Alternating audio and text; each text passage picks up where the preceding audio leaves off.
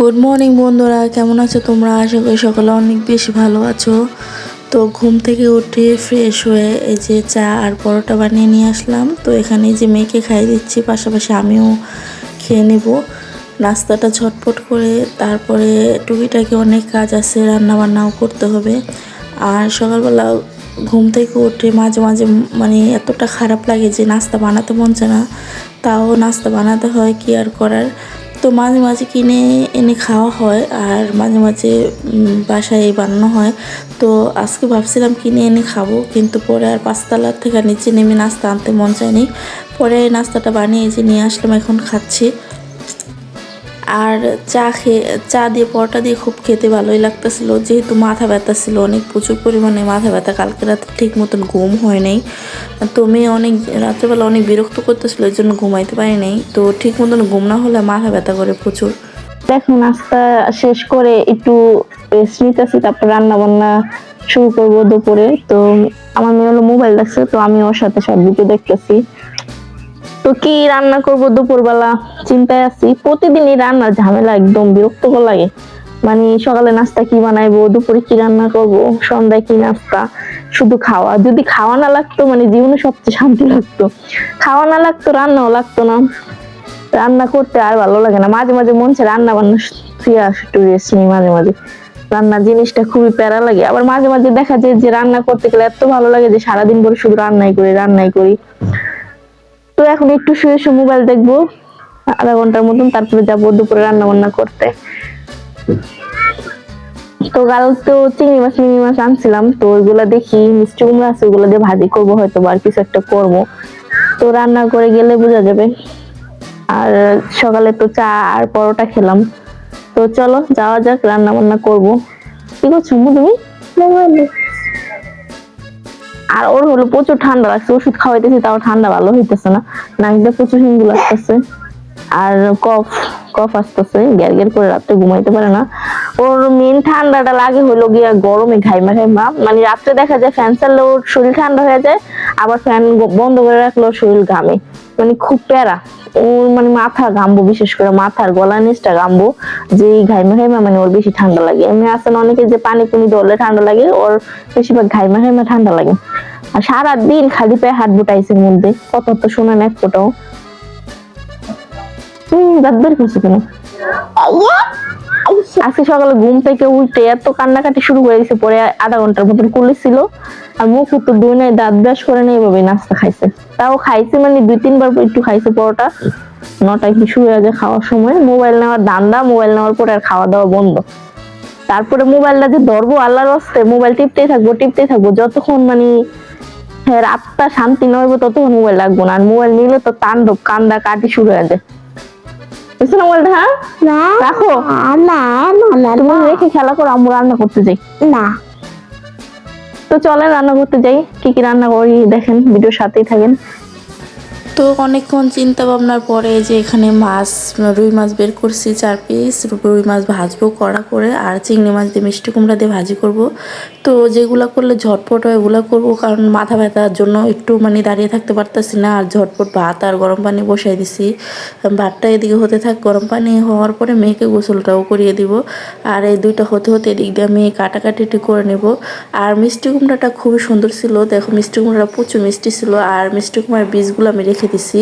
তো দেখি এই 2-1 সপ্তাহের মধ্যে আমি বারান্দায় গাছ লাগাবো, মাটি আনতে হবে। তো আমার গাছের অনেক মানে পছন্দ, গাছ অনেক পছন্দ। ছাদে অনেক গাছ আছে, আমার আগের ভিডিওগুলো যারা দেখছো তারা তো জানোই। তো ড্রাগন ফল গাছ আছে, তারপরে আরও অনেক টুকিটাকি অনেক গাছ ছিল। তো ওইগুলো টবগুলোর মাটিগুলো খালি করে ছোট ছোট টবে নিয়ে তারপরে এগুলো বারান্দা সুন্দর করে রাখবো, কারণ বারান্দা লাগালে অন্যরকমই সৌন্দর্য।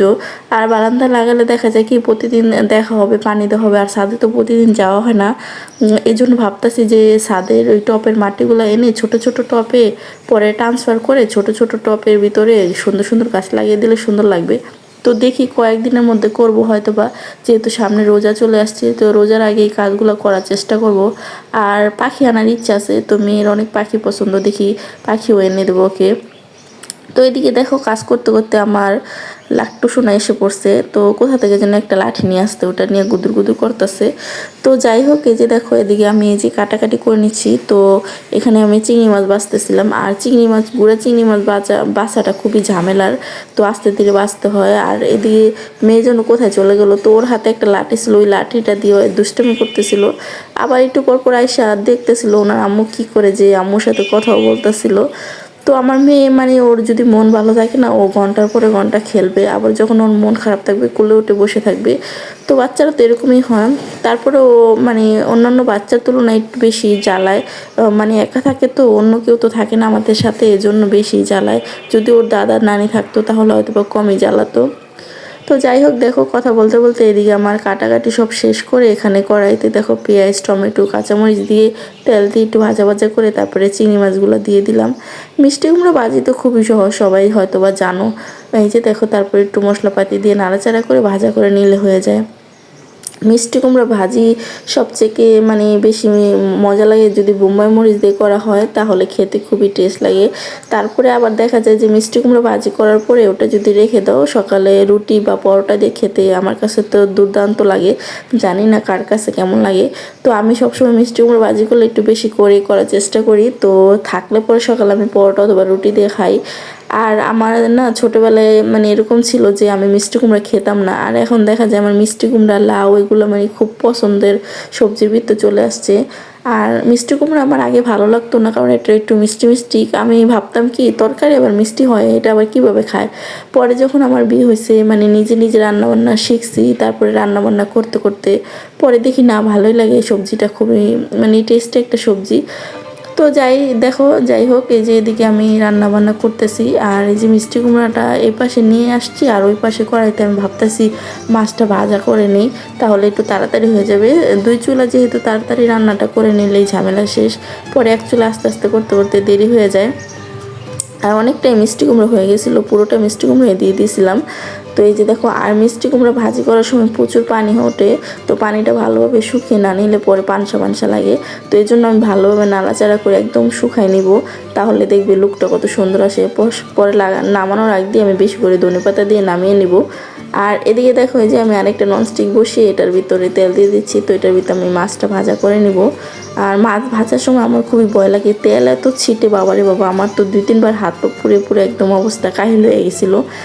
যে কোনো মাছ ভাজতে গেলে আমার মানে তেল ছিটটা আসবে শরীরে। তো এই জন্য আমি আগে আগে ঢাকনা রেডি রাখি, তারপরে মাছ ভাজতে যাই। তো দেখো এদিকে এই যে মাছটা লবণ হলুদ মাখিয়ে এখন এক এক করে কড়াইতে দিয়ে দিব। তো এখানে এই যে তেল গরম হয়ে গেছে, এখন মাছগুলা ভেজে নিব। তো আজকে রান্না করতে ভালো লাগতেছে না, এই জন্য শর্টকাটে মিষ্টি কুমড়ো ভাজি চিংড়ি মাছ আর মাছ ভেজে নিব। খুবই মাথাটা ব্যথা করতেছে। এই যে মাছে হলুদ মরিচ মাখানো, হলুদ মরিচ লবণ মাখানো দিয়ে দিব।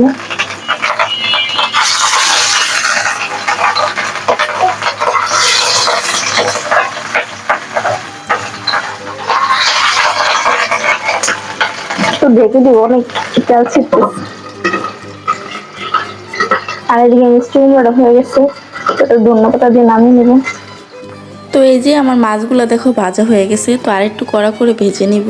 মাছ ভাজি যত কড়া করে ভাজা হয় ততই মজা লাগে। আর এই যে মিষ্টি কুমড়াটা প্রায় হয়ে গেছে, যে ধনেপাতা দিছি, আর 2-1 মিনিটের মধ্যে নামিয়ে নিব। মাছটা আমি এখন ভেজে রাখবো, পরে খাওয়ার আগে আরও ভালো করে মশমশা করে ভেজে নেব। আর এদিকে দেখো মেয়ে তো মানে খেলা করতেছে। ও কি করছে, আমার ব্যাগ নিছে প্রথমে, পার্স, তারপর ওটার ভিতর কী যেন নিছে, তারপরে একটা কাপড় নিছে, মানে ওটা ওড়না বানাইছে। তারপরে আমার মাইক্রোফোনটা নিছে, ওইটা নিয়ে মানে কী যেন করতেছে, মানে ওর কাহিনী দেখে আমি হাসতে হাসতে পুরো শেষ। মানে আমি যা যা করি না পুরো আমার কপি করার চেষ্টা করে ও, মানে মেয়েরা মনে এরকমই হয়, মারই কপি ক্যাট হয়। তো যাই হোক, আমার দেখে খুবই হাসি পাইতেছিল। মানে মাইক্রোফোনটা মানে নিজে নিজে লাগাইতে পারছে, ওটা দেখে আমি বেশি শক্ট হয়ে গেছি। মানে অনেক কিউট লাগতেছিল। আর আমার পার্সের ভিতরে যেন ও কি নিয়ে নিচ্ছে, পার্সটা পুরো ফুলা ফুলা লাগতেছিল। তো আমি ওর সাথে কথা বলতেছিলাম, মানে মাইক্রোফোনটা চালু করে কথা বললে তোমরা বুঝতে পারতেছিল, ও আমার সবগুলা প্রশ্নের উত্তর দিতেছিল সুন্দর করে। তো এই যে দেখো ব্যাগের ভিতরে মানে আরও টুকরা টাকরা কাপড় চোপড় যা আছে সবগুলা নিয়ে নিছে, মানে ওগুলা টাকা ওর। ও এখন মানে ঘুরতে যাইব, মানে এত পাকা হয়েছে মানে বলার বাহিরে। তো যাই হোক, এই যে মেয়ের পাকা মেয়ে দেখা শেষ, এখন আমরা ওকে নিয়ে যাব গোসল করতে। ওকে গোসল করিয়ে দিব। আর ভাবতেছিলাম চুলগুলা কেটে দিব, চুলের আগাগুলা কানের সামনে চলে আসছে। তো এদিকে দেখো এই যে দুপুরে খাওয়া দাওয়ার পরে অনেকক্ষণ একটু শুয়ে রেস্ট নিলাম। তো এখন 4টার মতন প্রায় বাজে। তো সকালে যেহেতু চা খেয়েছি মামে, এই জন্য দুপুরে তার ঘুম আসতেছিল না। তো খুব বিরক্ত লাগতেছিল দুপুরে ঘুম না আসলে, মানে কি আর করব। তো আমি বারান্দায় এসে বসে আছি আর ওদিকে দোলনা খাতে দুলতেছে। তো আমি বারান্দায় বসে বসে ভাবতেছি কিছু একটা করা যাক, মানে ভালো লাগতেছে না সময় কাটানোর জন্য। পরে ইউটিউব দেখতেছিলাম মোবাইলে। তো দেখতে দেখতে মানে অনেকগুলা মানে পাপোশের ডিজাইন দেখলাম বস্তা দিয়ে বানানো। তো ভাবতেছিলাম ওইগুলো বানাবো, কিন্তু ইচ্ছে হইতেছিল না। তারপরেও দেখি। তো দেখো ফাইনালি যে যে সালার বস্তা কেটে তারপরে টুকরা কাপড় নিয়ে মেশিন নিয়ে রুমে চলে আসলাম। তো বানিয়ে ফেলি, দেখি কেমন হয়। তারপরে এটার ভিতরে উল সুতার কাজ করব। তো আমার কাছে না দেখে খুবই মানে ভালো লাগলো, মানে দেখি এরকম বানাতে পারে কিনা। তো এই জন্য দেখি মেশিন টেশিন নিয়ে এই যে বসে পড়লাম। এখন এই যে মানে একটা 4 কোণাচে করে কাটছি আর একটা গোল করে কাটছি। তো এই যে 4 সাইড দিয়ে আমি টুকরা কাপড় দিয়ে যে বর্ডার দিয়ে নেব। তারপরে এটা সেলানোর পরে ধুয়ে পরিষ্কার করে আমি উল সুতা দিয়ে কাজ করব। তো তোমরা দেখবে কিভাবে আমি করি কাজটা। এই যে দেখো আমি আস্তে করে সুন্দর করে সাইডগুলা মানে চিকন বর্ডার দিয়ে সিলিয়ে নিচ্ছি, তাহলে যে মানে সুতাগুলো খুলে খুলে আসবে না। যেহেতু সালার বস্তা প্রচুর ময়লা ওঠে, তো এগুলো ভালোভাবে ধুয়ে পরিষ্কার করে নিতে হবে না, তো মানে শরীর চুলকাবে। এমনি আমার অ্যালার্জি প্রবলেম, আমার মেয়েরও। তো এই যে দেখো সুন্দর করে সেলাই করে নিচ্ছি। আর সেলানোর পরে দেখবা লোকটা কীরকম পুরো চেঞ্জ হয়ে গেছে, আর বোঝাই যেতেছিল না। এমনিতে সুন্দর লাগতেছিল, তারপর যদি মানে উল সুতার কাজ করি না তাহলে মনে আরও সুন্দর লাগবো। কিন্তু চিন্তা একটাই যে আমি মানে উল সুতা দিয়ে কাজ করতে পারবো কি না, কারণ আমি কখনো করিনি। তো না করলে কি হবে, আমি চেষ্টা করব, দেখি পারে কি না। আর এদিকে দেখো আমার সেলাইটা হয়ে গেছে প্রায় মোটামুটি। এই যে দেখো ফাইনাল লুকটা। এই যে একটা গোল করার চেষ্টা করছিলাম, বাট অতটাও গোল হয়নি। এই যে এটা বানালাম একটা মানে তেরা বেঁকা হয়ে গেছে। আর একটা এই যে 4 কোণের একটা বানাইছি। এই যে দেখো এটা বেশি সুন্দর হয়েছে, ছোটোর মধ্যে না দেখতে সুন্দর লাগতেছে। তো দোনোটা আমি যখন কাজ করব না তখন লুকগুলো দেখো যে কেমন হয়। আর যে দেখো এখন এই যে শেপটা সুন্দর লাগতেছে, একটা ডি লাগতেছে, একটা 3 কোণ মানে 4 কোণ লাগতেছে। এই যে দেখো ফাইনাল লুক। তো চলো আজকের ভিডিওটা এখানে শেষ করছি। দেখা হচ্ছে পরবর্তী ভিডিওতে। আর নেক্সট ভিডিওতে পাপোশটা কিভাবে আমি উল সুতা দিয়ে কাজ করি ওটা তোমাদের সাথে শেয়ার করব। তো সালার বস্তা দিয়ে পাপড় বানিয়ে উল সুতা দিয়ে ফুল করে মানে ডিজাইন করা, এটা আমি ইউটিউব অনেকবার দেখছি। তো ইউটিউব থেকে দেখেই মানে ভাবলাম যে যেহেতু বস্তাও আছে, উল সুতা আছে, ফ্রেমও আছে, তো আমিও বানাই। তো এই জন্য বানাইলাম। তো কাজ করার পরে দেখবো যে ফাইনাল রেজাল্টটা কেমন, আর তোমাদের সাথে শেয়ার করবো। তো চলো পরবর্তী ভিডিওতে দেখাবো যে কিভাবে কাজটা করি। তো চলো টাটা বাই।